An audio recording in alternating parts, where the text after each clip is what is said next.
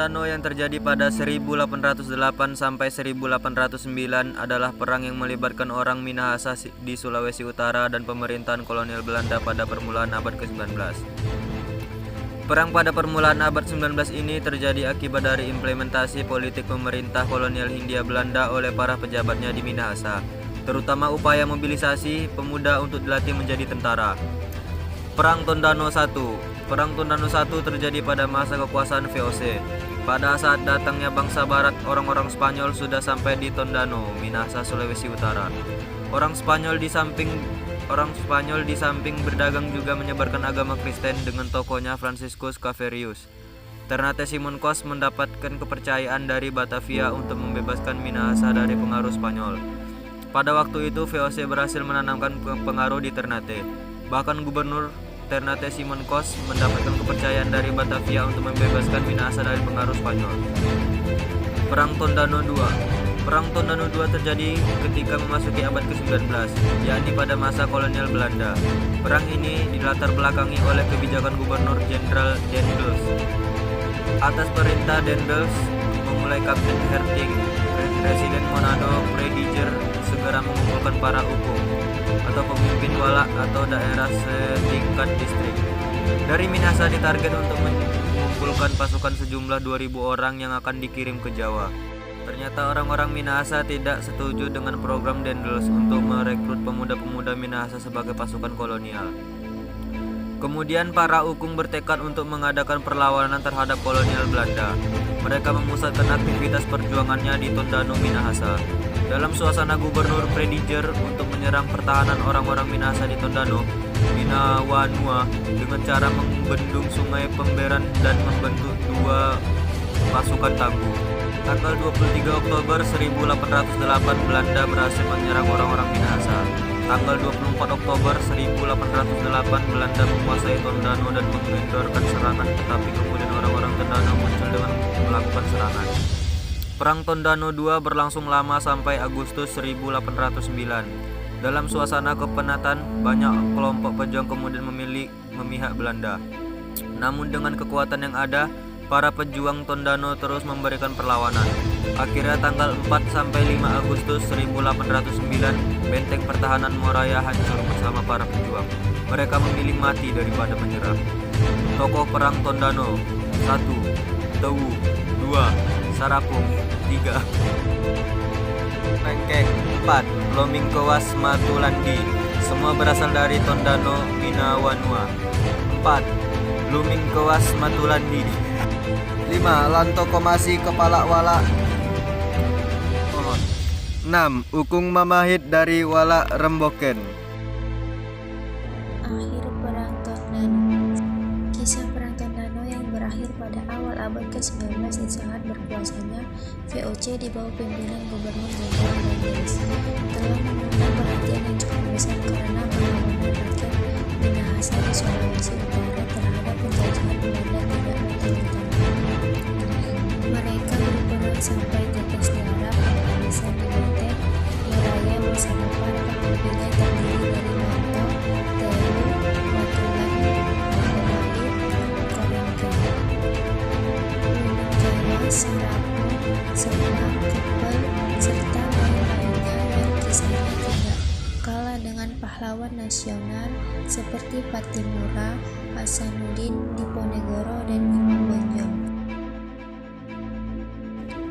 Pada tanggal 5 Agustus 1809, waktu Sang Surya menampakkan cahayanya di ufuk timur dan disinari bukan lagi Binawanua di hari kemarin, tetapi tinggal puing-puing berserakan, ditaburi mayat-mayat, bau amis, darah, dan tumpukan bara api. Tak ada lagi anak negeri yang mau bersama Sang Surya berjaga-jaga di bawah Moraya dan bertumpah api. Semuanya telah musnah bersama wanita tercinta. Inilah akhir dari suatu perjuangan panjang rakyat Minahasa dalam mempertahankan eksistensi martabat kebangsaannya. Hanya dengan satu kalimat dinyatakan oleh Dr. Esi Molsborgen yang menggambarkan semangat dan jiwa perjuangan Binawanua.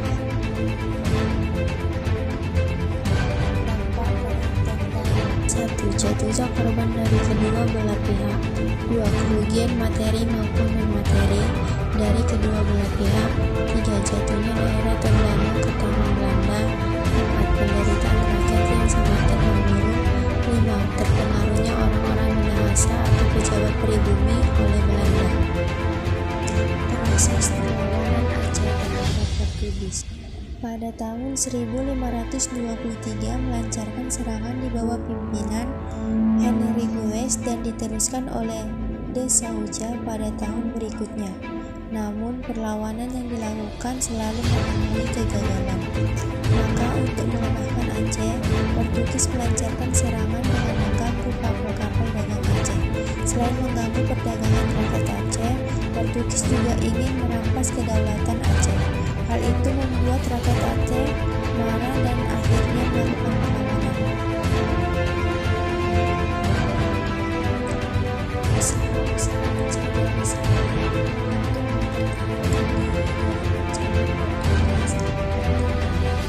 Satu, Aceh berhasil menjalin hubungan baik dengan Turki, Persia, dan Gujarat, India.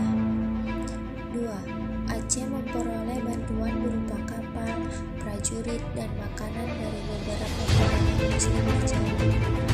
3. Kapal-kapal pedagang Aceh dilengkapi dengan persenjataan yang cukup baik dan prajurit yang baik. 4. Meningkatkan kerjasama dengan kerajaan dan rakyat Makassar. Semangat rakyat Aceh untuk mengusir Portugis dari Aceh sangat besar. Puncaknya adalah pada masa pemerintahan Sultan Iskandar Muda tahun 1607 sampai 1636. Sultan Iskandar Muda mencoba menambah kekuatan dengan melipat gandakan kekuatan pasukannya. Angkatan laut diperkuat dengan kapal-kapal besar yang berisi 600 sampai 800 prajurit. Pasukan kavaleri dilengkapi dengan kuda Persia, menyiapkan pasukan gajah dan milisi infanteri.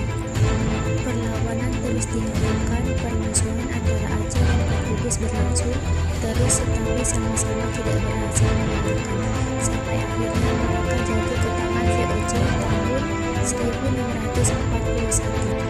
VOC bermaksud membuat Malaka menjadi pelabuhan yang ramai dan ingin menghidupkan kembali kegiatan perdagangan seperti yang pernah dialami Malaka sebelum kedatangan Portugis dan VOC. Kemunduran Aceh mulai terlihat setelah Iskandar Muda wafat dan penggantinya adalah Sultan Iskandar Thani tahun 1636 sampai 1841. Pada saat Iskandar Thani memimpin, Aceh masih dapat mempertahankan kebesarannya. Tetapi setelah Aceh dipimpin oleh Sultan Safiatuddin tahun 1641 sampai 1675, Aceh tidak dapat berbuat banyak mempertahankan kebesarannya. Di antara raja-raja kerajaan Aceh yang melakukan penyerangan Sultan Ali Muhammad Shah pada tahun 1514 sampai 1528 berhasil membebaskan Aceh dari upaya penguasaan bangsa Portugis Sultan Alauddin Riayat Shah pada tahun 1537 sampai 1568. Berani menentang dan mengusir Portugis yang bersekutu dengan Jerman. Sultan Iskandar Muda pada tahun 1607 sampai 1636. Raja kerajaan Aceh yang terkenal sangat gigih melawan Portugis adalah Iskandar Muda. Pada tahun 1615 dan 1629, Iskandar Muda melakukan serangan terhadap Portugis di Malaka. Setelah Aceh mengalami kekalahan perang yang berkali-kali, membuat Aceh tidak mempunyai pengaruh lagi di perdagangan dan pengaruh di kerajaan, di tanah Melayu, dan membuat Portugis semakin besar. Walaupun Aceh kalah perang dengan Portugis, tapi Aceh tidak bisa dikuasai oleh Portugis. Tujuan berperang Tondano. Perang Tondano 1. Karena Belanda meminta rakyat Minahasa untuk menyerahkan berasnya untuk dijadikan monopoli perdagangan. Rakyat Minahasa menolak kegiatan monopoli tersebut. Jadi, tujuan Perang Tondano I menolak monopoli perdagangan beras yang akan dilaksanakan Belanda. Perang Tondano II, Daendels yang kekurangan koloninya untuk melawan Inggris yang ingin menguasai Pulau Jawa. Akhirnya, Daendels mengambil koloni-koloni tersebut dari orang pribumi.